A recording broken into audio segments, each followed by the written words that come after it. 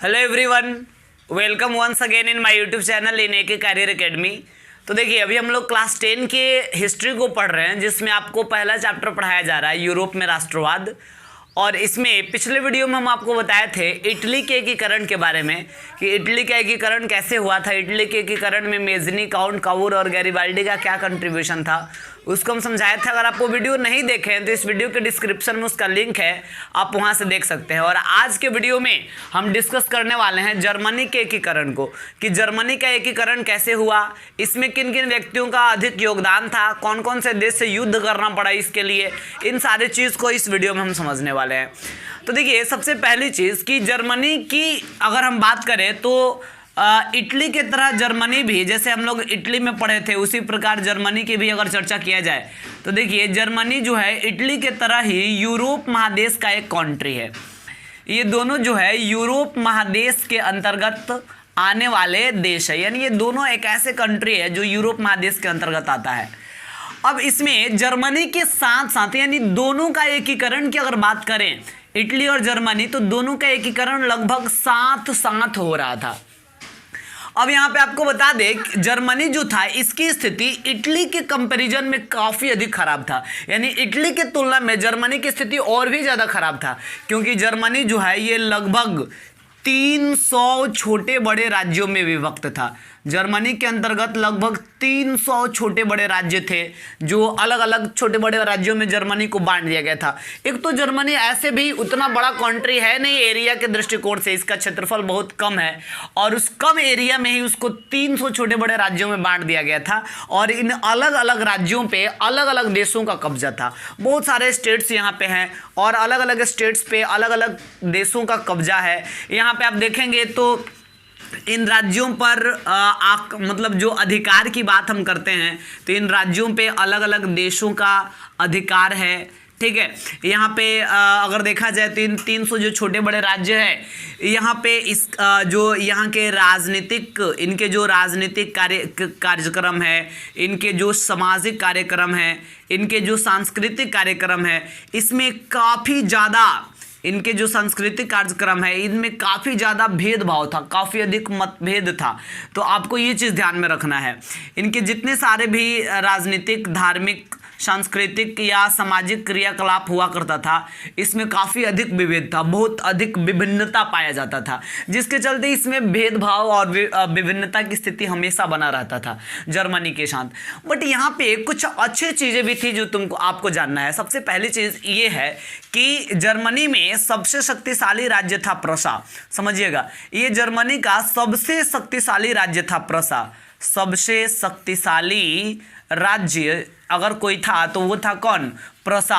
और ऐसा लग रहा था कि जर्मनी जो 300 छोटे बड़े राज्यों में बटा हुआ है, इन सभी राज्यों को अगर एक में मिलाकर और जर्मनी को एक पूर्णतः स्वतंत्र राष्ट्र घोषित करने के लिए, ताकि उसका विकास अच्छे ढंग से हो सके, उसका एकीकरण किया जाना आवश्यक था। मतलब इस सारे राज्यों को एक में मिलाकर और इसको एक नया देश घोषित करना आवश्यक था जर्मनी को। और ये पॉसिबल कैसे लग रहा था? तो सबसे शक्तिशाली राज्य प्रसा था, इसी के नेतृत्व में, इसी के लीडरशिप में जर्मनी का एकीकरण जो है संभव लग रहा था, ठीक है।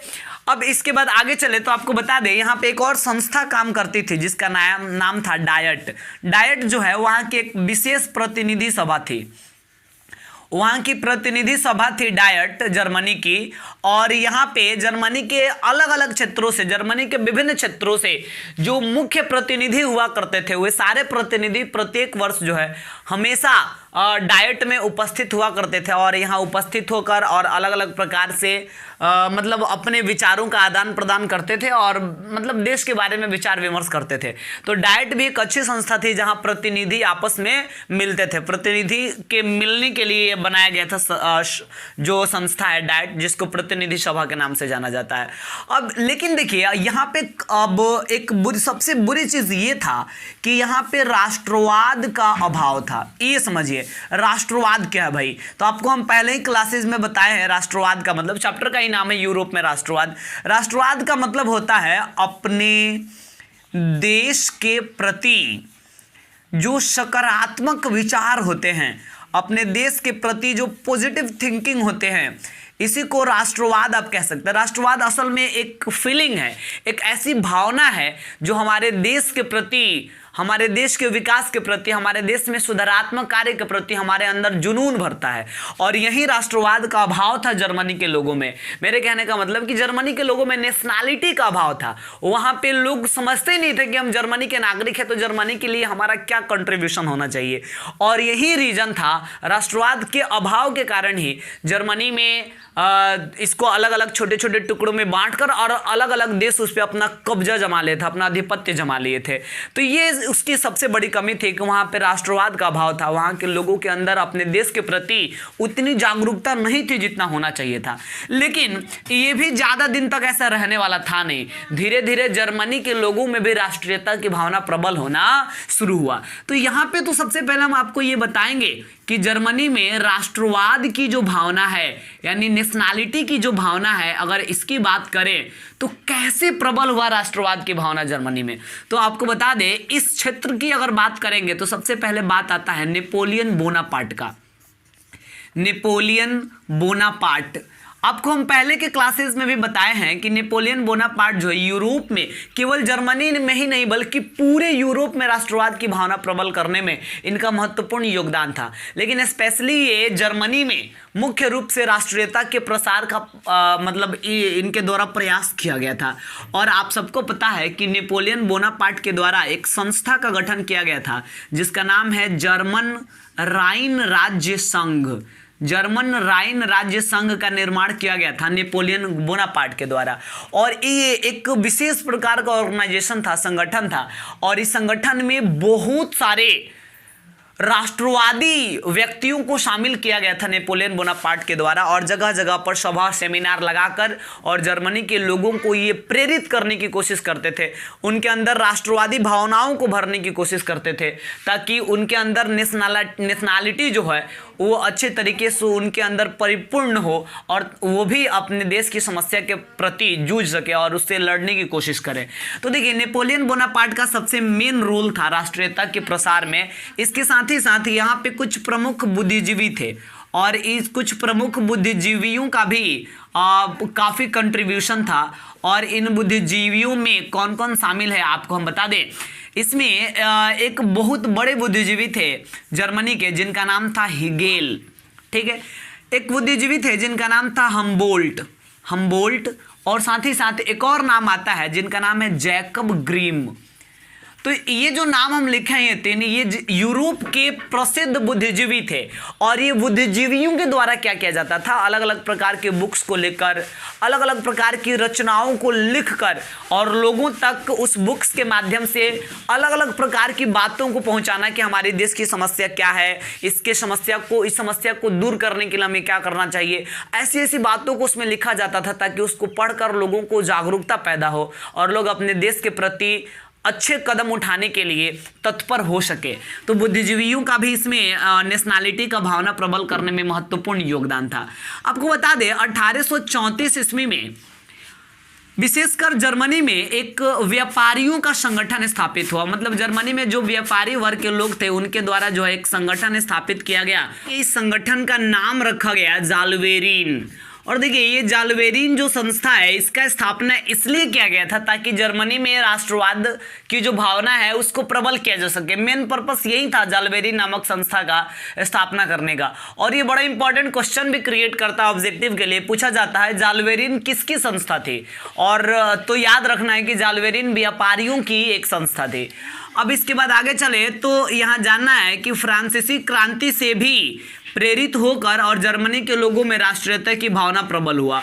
और फ्रांसीसी क्रांति की जब बात आएगी तो यहाँ पे सबसे पहले 1789 ईस्वी में फ्रांस में एक राज क्रांति हुआ था जिससे पूरे विश्व पर उसका इफेक्ट पड़ा था।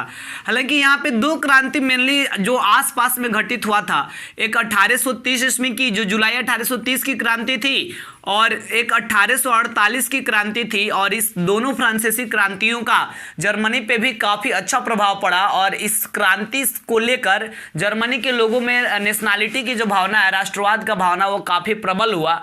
ठीक है। अब इसके बाद आगे चले तो हमें जानना है कि 1848 ईस्वी में ही क्या हुआ। इस समय तक जाते जाते 1848 ईस्वी तक जाते जाते लगभग जर्मनी के लोगों में राष्ट्रीयता की भावना प्रबल हो चुकी थी इन सभी कारणों से। अब क्या हुआ, 1848 ईस्वी में एक संधि किया गया और ये मार्च 1848 ईस्वी में, जिसका नाम है फ्रैंकफर्ट की संधि। हम लोग जानेंगे 1871 ईस्वी में भी एक फ्रैंकफर्ट की संधि हुआ, अभी आज ही चर्चा करने वाले हैं उसका। तो देखिए फ्रैंकफर्ट की संधि 1848 ईस्वी में जो हुआ, मार्च 1848 ईस्वी में, उस समय प्रसा का शासक, हम आपको पहले ही बताया कि जर्मनी का सबसे शक्तिशाली राज्य है प्रसा, ठीक है। और इसी के नेतृत्व में चूंकि जर्मनी का एकीकरण संभव लग रहा था, इसलिए प्रसा का जो शासक था यहाँ पे फ्रैंकफर्ट की जो संधि हुआ उस समय प्रसा का शासक था फ्रेडरिक। और ये जो फ्रेडरिक था ये थोड़ा अलग विचार का व्यक्ति था, ये बड़ा निरंकुश था। निरंकुश मतलब ये थोड़ा निर्दयी था और रूढ़िवादी विचारधारा का था। ये राष्ट्रवादी विचारधारा का नहीं था, ये था रूढ़िवादी विचारधारा का और काफी निरंकुश शासक था। और फ्रैंकफर्ट की संधि में इस बात पे विचार विमर्श किया जा रहा था कि जर्मनी का एकीकरण जो है प्रसा के नेतृत्व में किया जाए और इसके जितने सारे भी बिखरे हुए राज्य हैं सबको आपस में मिलाकर और इसको एक एकीकृत राष्ट्र घोषित करके और इसको लोकतांत्रिक देश बना दिया जाएगा। इस बात पर विचार किया जा रहा था फ्रैंकफर्ट की संधि में मार्च 1848 ईस्वी में। लेकिन चूंकि ये रूढ़िवादी विचारधारा का था फ्रेडरिक और ये काफी निरंकुश शासक था, इसलिए फ्रेडरिक इस व्यवस्था को मानने से इनकार कर दिया। और इसी बीच फ्रेडरिक की मृत्यु भी हो गई इसी बीच। और फ्रेडरिक के मृत्यु के बाद जो है मतलब वहां प्रसा का शासक बना विलियम जो है ये प्रसा का शासक बना फ्रेडरिक के मृत्यु के बाद। और ये जो विलियम था ये राष्ट्रवादी विचारधारा का था और ये अब क्या किया, अपने नेतृत्व में और प्रसा के नेतृत्व में जर्मनी के एकीकरण की बात सोचने लगा कि वहां एकीकरण उसका करके और उसको लोकतांत्रिक देश घोषित करने के बारे में विलियम सोचने लगा, क्योंकि ये राष्ट्रवादी विचारधारा का था। और विलियम किया क्या, सबसे पहले प्रसा का शासक बनते ही विलियम के द्वारा एक प्रयास किया गया और ये एक सफल कूटनीतिज्ञ व्यक्ति को जिनका नाम था बिस्मार्क, ये बिस्मार्क को अपना चांसलर नियुक्त कर लिया। यानी बिस्मार्क जो है ये बन गए जर्मनी के चांसलर और इनको नियुक्त किया गया विलियम के द्वारा, जो प्रसा का शासक था। चांसलर का मतलब आप प्रधानमंत्री समझ सकते हैं, तो ये जर्मनी का प्रधानमंत्री बना बिस्मार्क, जो चांसलर जिसको कहा जाता है। और बिस्मार्क के बारे में अगर देखा जाए तो जर्मनी में इनको प्रसिद्धि भी हासिल थी और प्रसिद्धि हासिल होने का रीजन ये था कि बिस्मार्क जो है शुरू के दिनों से ही, मतलब प्रारंभ के दिनों से ही बिस्मार्क जो वहां पे डायट संस्था काम करती थी ना, जो प्रतिनिधि सभा हुआ करती थी वहां का, शुरू के दिनों से ही बिस्मार्क डायट में, जो वहां की प्रतिनिधि सभा थी, डायट में अपने कूटनीति का परिचय देते आ रहे थे। अपने कूटनीति मतलब समय समय पर वहां बिस्मार्क के द्वारा दिखाया गया था कि हम कूटनीति कर सकते हैं, हम कूटनीति में कितने आगे हैं, ये शुरू के दिनों से ही इस बात का परिचय देते आ रहे थे। तो वास्तव में बिस्मार्क जो है एक सफल कूटनीतिज्ञ थे और यहाँ पे जर्मनी के एकीकरण के लिए एक सफल कूटनीतिज्ञ की आवश्यकता भी थी। अब आपको हम बता दें कि जर्मनी के ये जो बिस्मार्क हैं ये हिगेल के विचारों से प्रभावित थे। हिगेल जो वहाँ के प्रसिद्ध दार्शनिक थे उनके विचारों से बड़ा प्रभावित थे बिस्मार्क। इनका हिगेल का विचार इनको बड़ा अच्छा लगता था। और देखिए जर्मनी के एकीकरण में, चूंकि जर्मनी में एक राज्य है प्रसा, मात्र इसी के नेतृत्व में पूरे जर्मनी का एकीकरण करना है। ये उतना ज्यादा भी शक्तिशाली नहीं है, भले ही इन 300 छोटे बड़े राज्यों में सबसे पावरफुल था, लेकिन जर्मनी को प्रसा को पराजित करना था। ऑस्ट्रिया को, डेनमार्क को, फ्रांस को, अलग अलग देशों को पराजित करना था, जो अकेले प्रसा से संभव ही नहीं था कि प्रसा अकेले उन सारे देशों को पराजित कर सके। इसलिए यहां पे किसी भी तरह से कूटनीति की आवश्यकता थी।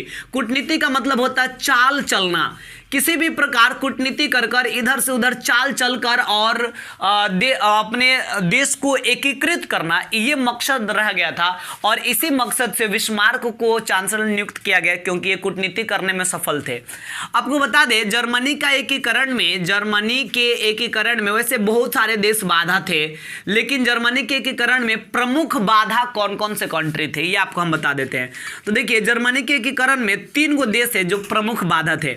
सबसे पहले एक कंट्री है वहां जिसका नाम है यूरोप में डेनमार्क, एक कंट्री है ऑस्ट्रिया और एक कंट्री है फ्रांस।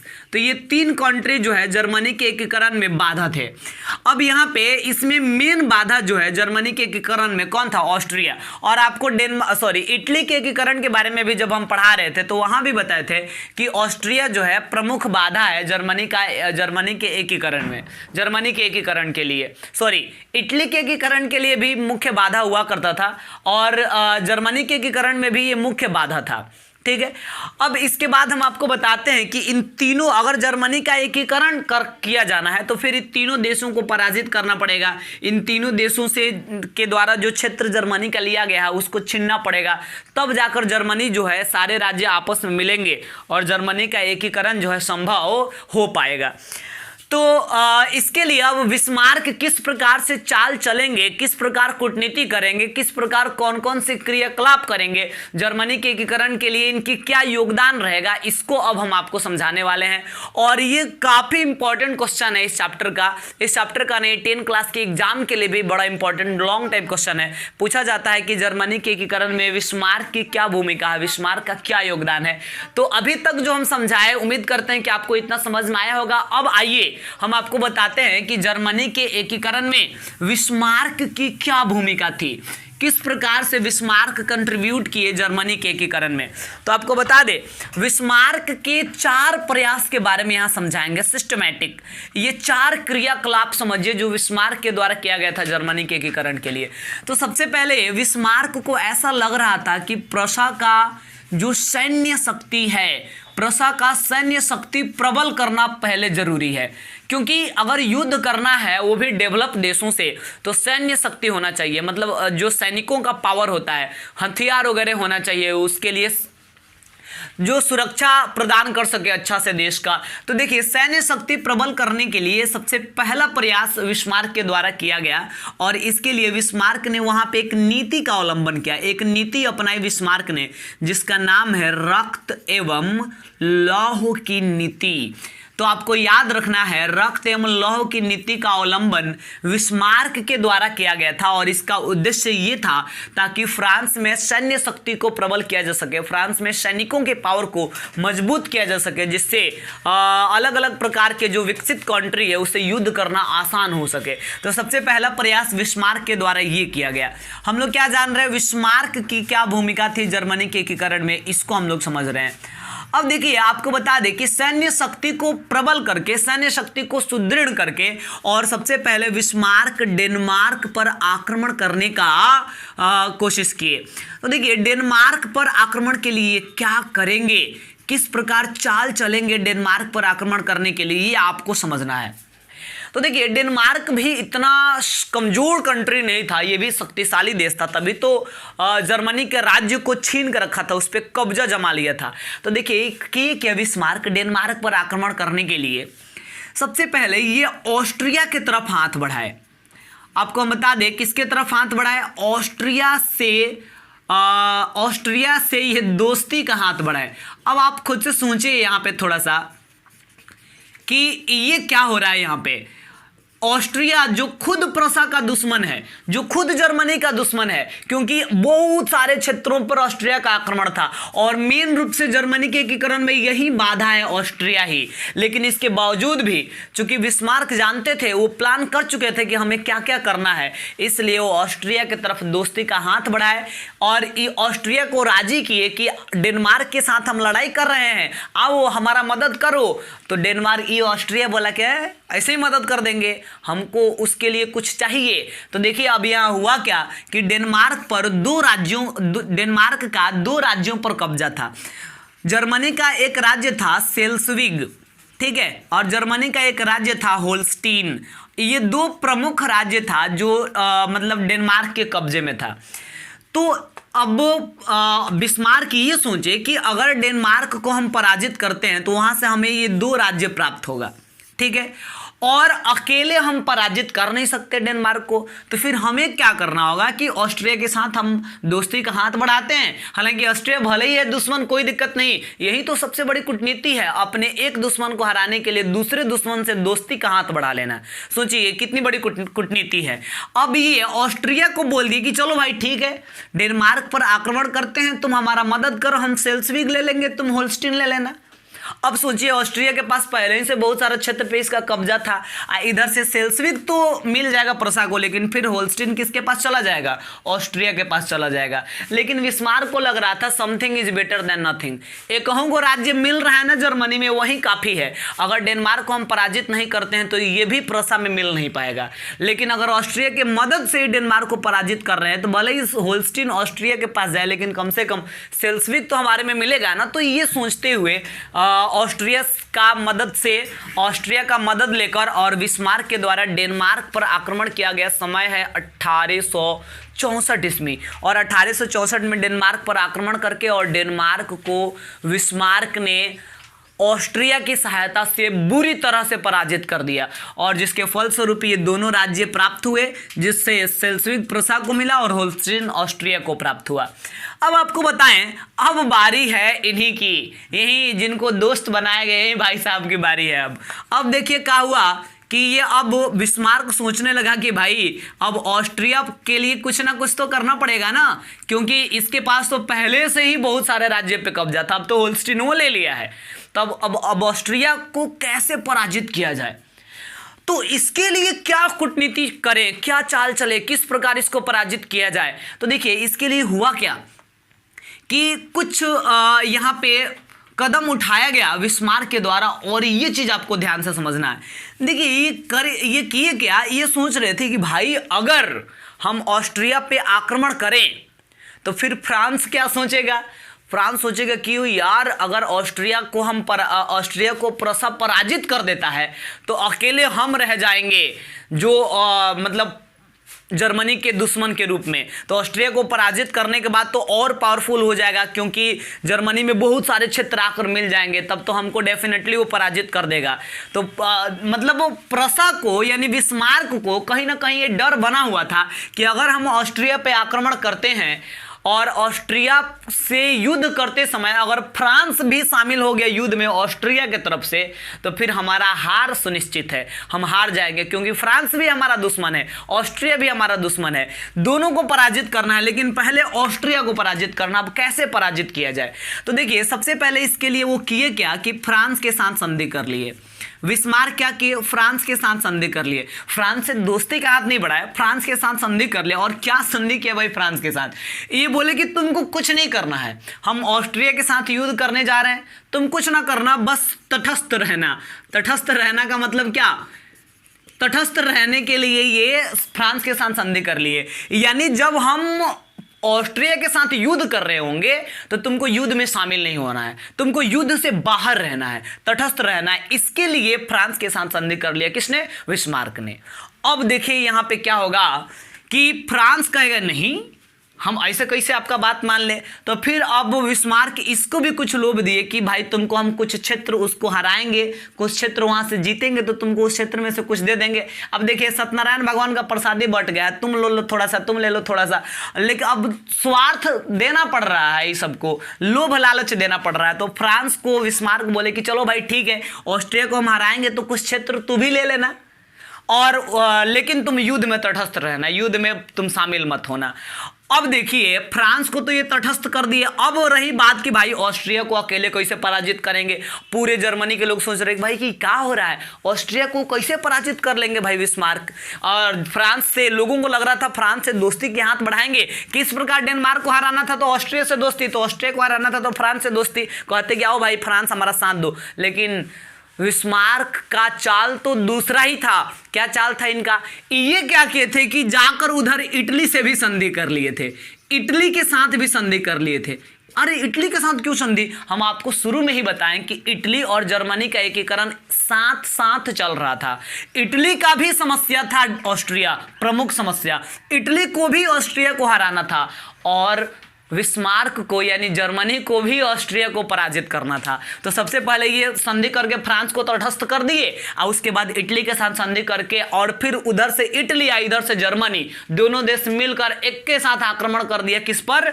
ऑस्ट्रिया पर। और इस दोनों तरफ के युद्ध में फंसकर, दोनों तरफ से जो युद्ध हुआ, जर्मनी के तरफ से, इटली के तरफ से, और ये दो तरफा युद्ध में फंसकर और ऑस्ट्रिया जो है बुरी तरह पराजित हो गया। अकेले प्रसा पराजित नहीं कर सकता था, लेकिन इटली और जर्मनी दोनों मिलकर, इटली और प्रसा दोनों मिलकर जब आक्रमण किया ऑस्ट्रिया पे, तो ऑस्ट्रिया जो है यहाँ बुरी तरीके से पराजित हो गया, ऑस्ट्रिया का पराजय हो गया और लगभग जर्मनी का 2/3 भाग का एकीकरण जो है हो गया। अब जो है मुख्य बाधा के, अब आपको एक चीज, मेन चीज हम बताई ही नहीं, ये युद्ध हुआ कब? ये युद्ध हुआ 1866 ईस्वी में और इस युद्ध को सेडोवा के युद्ध के नाम से जाना जाता है। और बड़ा इंपॉर्टेंट क्वेश्चन है भाई, पूछा जाता है कि सेडोवा का युद्ध किन किन देशों के बीच हुआ था। आपको याद रखना है ऑस्ट्रिया और प्रसा, आप चाहें तो ऑस्ट्रिया और जर्मनी भी कर सकते हैं। तो इसके बीच जो है सेडोवा का युद्ध हुआ था। अब आपको हम बता दें कि इसके बाद क्या होगा। अब एक देश बचा है मुख्य बाधा के रूप में और वो है फ्रांस। चलो भाई आओ अब इस पे आक्रमण करते हैं।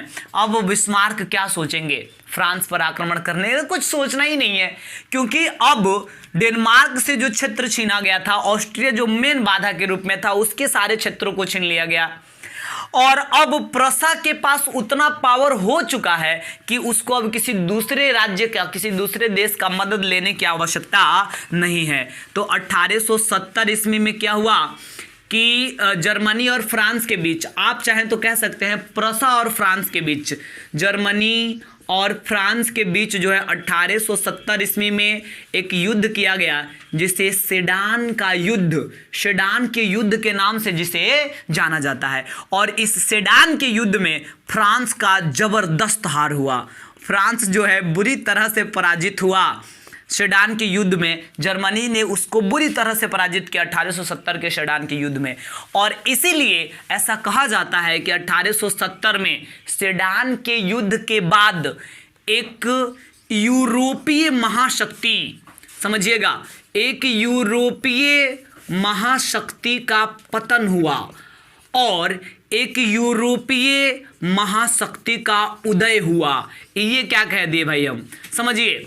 जब सेडान का युद्ध हुआ और इसमें फ्रांस बुरी तरह से पराजित हुआ, तो उस समय माना गया कि एक यूरोपीय महाशक्ति जो था फ्रांस, उसका पतन हुआ और एक यूरोपीय महाशक्ति जर्मनी का उदय हुआ। जर्मनी एक नवीन, एक नया और एक पूर्णतः एकीकृत और स्वतंत्र राष्ट्र के रूप में इसका उदय हुआ। और आपको हम बता दें कि फाइनली 10 मई 1871 ईस्वी को फिर से एक संधि किया गया फ्रैंकफर्ट में और इस फ्रैंकफर्ट की संधि में जर्मनी को पूर्ण एकीकृत राष्ट्र घोषित किया गया।